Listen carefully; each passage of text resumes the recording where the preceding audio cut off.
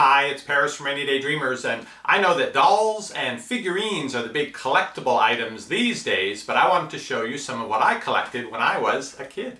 Rainy Day Dreamers,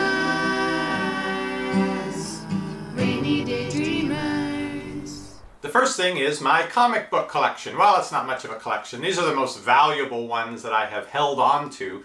Nothing worth $1 million here. They're priced from eBay anyway, these particular comics, between $10 and $30 each, and based on the price, I've paid between 10 and 75 cents for each of these. Let me show you what I have. I loved all the superhero comics, but my favorites were the ones that had all the superheroes together to defeat some enemy. You can see there are quite a few in here. And you got several good stories. This was a particularly long comic book. In the back was the Johnson Smith catalog of jokes and funny, amazing things that you could send away for. Oh, I love that. The Johnson Smith catalog and the Edmund Scientific catalog. And on the back, a way you can make money as a kid at home. They will send you a bunch of seed packs to sell to your neighbors. You send them the money in, and then you get to pick one of the prizes. Here are a couple of characters you may not have heard of. The Turok, Son of Stone, and Mighty Samson with their various adventures. And on the back, almost as interesting now as the comic books, are the ads for the different toys that they were selling in those days. I remember watching Star Trek with my father on TV every week, and I loved anything having to do with Star Trek. These are probably from the late 60s, early 1970s.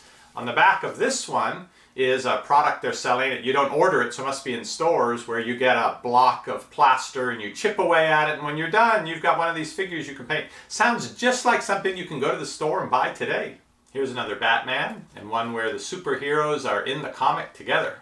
And for some reason, around 10, 12 years old, I also loved all the horror stuff, and this is comparatively innocent horror stuff compared to what you see if you go look into any horror movie or horror story these days. They have Frankenstein, the Wolfman, the Mummy. They scared you, but they didn't scar you, which is more what the horror stuff of today does. I don't go to see horror movies anymore because I end up looking under my bed to see who's under there.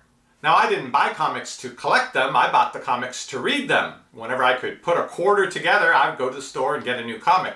But I liked them, they were my prized possession, so I kept them, a stack of comics, which somehow followed me around my entire life, and so I still have some of them, and now they're collectible.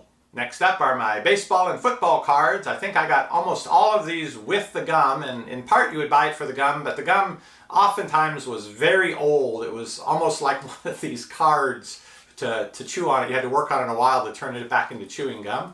Now, I've looked through these briefly and looked online. Do I have $1 million rookie card of somebody here? And I haven't found that that's the case. Baseball cards, they sold so many of those packs of gums, and kids tended to hold on to these. They're small, they're easy to keep in a shoebox, and you can have hundreds of them there. So they never got, except for a few cards, these basically were produced in such quantity that they never became that valuable, but they're still fun to hold on to. I've shown them to my kids, and they look at it and say, eh.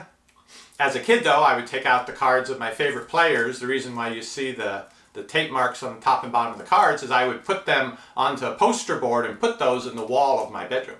And I've seen that collectible cards have sort of made a comeback, not so much for the sport players now, though they still have that, but now for animated characters and Doctor Who characters and so forth. They've produced sets of cards which kids and some adults like to buy, and you have the deck of cards with different doctors and different protagonists, and somebody else has a doctor that you really like, the fourth doctor, and you don't have that card, so you can trade them. So it's fun, the cards, in that they facilitate all the stuff you can do with other people, and then you can put them up on your wall, or if you keep them in a notebook with a little plastic sleeve. And that's actually the way to go, so you don't end up with thumbtack hole marks in your card, or like in my case, 45-year-old tape residue that just isn't going to come off. And my last collection I want to show you are my coins. Now, these I definitely did collect because we didn't go to other countries, so I didn't have the chance, other than an occasional Canadian quarter, to pick up foreign currency. Where I got most of my coins was actually at the swap meets. I know they still have a version of the swap meet now. I think it's the flea markets. But a lot of those people, I think, are semi-professional sellers. They have a booth there every week. The swap meets that I remember from the early 1970s when we lived in Hawaii were usually at the drive-in movie theater, because what are you going to do during the day with all that land in the drive-in movie theater? It's perfect because it has a fence around it for charging people to come in and park their car and display whatever it is they want to sell, and then you charge other people to park outside and $2 to come in so they can look around and buy stuff from those people. It was a pretty good system. My mother loved the swap meets.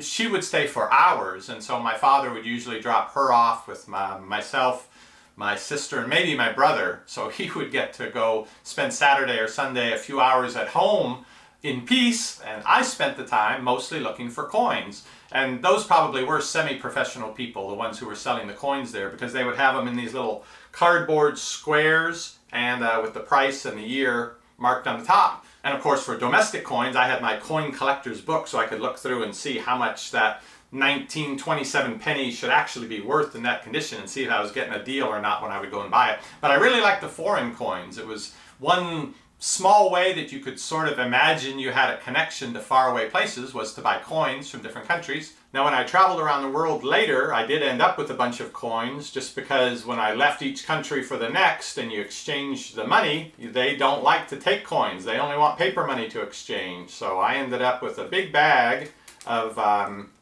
coins from all over the world, which I have with me, but I've never had time to go and sort them out and label them and so forth. So that's going to end up for my kids to do if they want to add to this collection. And a couple pieces of paper money you don't see in circulation too much. The $2 Canadian bill, which was replaced by the coin, I think called a loonie. And then there's a $2 American bill. That is a real, authentic piece of money. They reprinted them, I don't remember, maybe it was the 80s. They decided to make $2 bills again, and then they stopped again. Now, sometime while I was a high school student, I sort of lost interest in collecting these things. I actually made a conscious decision that I didn't want to spend my life collecting things. I wanted to spend my life collecting experiences. I actually did think that in high school, though somehow I've managed to do a pretty good job of holding on to my things. But I decided I was going to try to go out and do as many interesting, unique things. If I was ever presented with an opportunity to try something that I thought I would later think, oh, I wish I had tried that, I would go ahead and say, yes, I'll give it a try. So that ended up in me working so many different kinds of jobs. I worked as a taxi driver. I worked picking strawberries. I spent some time working in a hospital. I also did air traffic control. I was a part-time airport commissioner in a small town. I worked fixing computers, which is what I've done most recently. I worked as a teacher, both in Japan and back in the United States. I worked at the YMCA.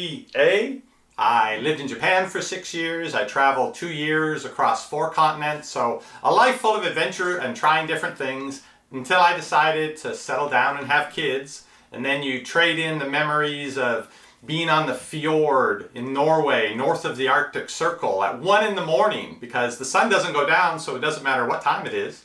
And that's when the tide comes in, so that's when the fish start biting, and you're fishing to supplement your protein because your money's almost gone on your trip, and you actually see dolphins swimming and jumping around trying to catch the same fish you're catching. You trade that memory for cleaning up the 12 dirty diapers a day and the throw up of the kids getting sick when anybody sneezes within 3 blocks of your house, and the driving the kids and waiting for them at the practice and lessons and different events. So you look at those and say, well, which looks like the more interesting experience and adventure to have? Well, in the short term, obviously traveling around the world, doing different things every year, that makes for some very exciting adventures and memories. The best adventure is the one that keeps on giving. That's the one where you help somebody else that you care about to have those experiences and adventures themselves, whether it's your children, your students, somebody that you care about. When you enable them to be able to add to their collection of experiences and adventures, and especially if you can do it together with them, because it's fun to be able to tell someone about, oh, when I was in Africa and this thing happened, and they listen to the story and say, wow, that was really great,